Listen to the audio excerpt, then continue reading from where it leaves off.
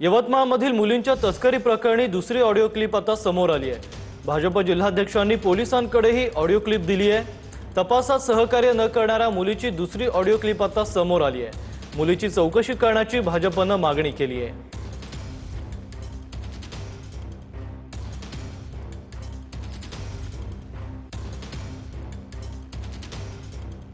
असं म्हणजे किती वर्षाची पोरगी नेत असन? किती बिन वर्षाची राहिली, आधार कार्डवर आपली एज वेगळी टाकते ना। अच्छा, असं आहे का? आधार कार्ड बदलून देते ना शुभम मामा, दुसरं बनवून देत असते। अच्छा, नकली आधार कार्ड। असं आहे का?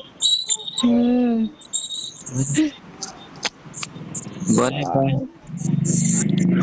फायदा असे काम करून। तुला की दाखवत नाही का पोरीचा फोटो की? माझ्याच याच्यावर फोटो येत असते, माझ्याच मोबाईलवर फोटो येते पोरीचा? माझ्यातले फोटो होते, मी भल्ले डिलीट करत असतो। हो का? अशी केस गीस काही झाली हा हा, तर माईवाली अशी म्हणजे पोलिसाची आता मांग अहमदाबाद वाले पोलिस घेऊन येणार होते घरी।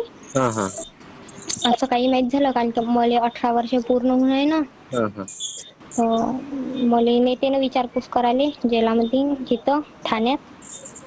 म्हणून माझ्या मोबाईल मधून मी सगळेच आधार कार्डचे फोटो, पोरींचे सगळेच फोटो डिलीट करत असतो। माझ्या मम्मीच्या याच्यावर कधी कधी आले नाही तर मग माझ्या याच्यावर पाठवायला लावते माझी मम्मी। माझ्या याच्यावर लई सारे एजंटचे फोन नंबर आहेत माझ्या। आता जे याचा नेला कोणाचा म्हणते आपला, आता जे मुलगी नेली तिचा फोटो आहे का? तुला पाहिलं त्या पोरीले? मी ना हो, टाक बर कोणी व्हॉट्सअप पावते जेव्हा.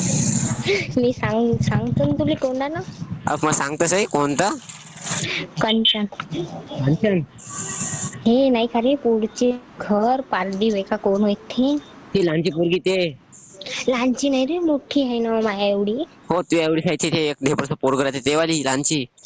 हो हो, ढेबरसा पोरवाली तिचा नवरा आहे, तिले नेलं सांगू नको फक्त कोणाले। बापरे, तेच म्हणे खुदून माझी मम्मी काही तिले नेलं नाही। ऑडिओ क्लिप आम्ही दुसरी दिली आहे, ते याच व्यक्तींचा उल्लेख, ज्या पहिल्या ऑडिओ क्लिपमध्ये ज्या व्यक्तींचा उल्लेख आहे की ते कसे घटना करत होते, कशा मुलींना नेत होते, त्यांचाच उल्लेख याही सुद्धा ऑडिओ क्लिपमध्ये आहे।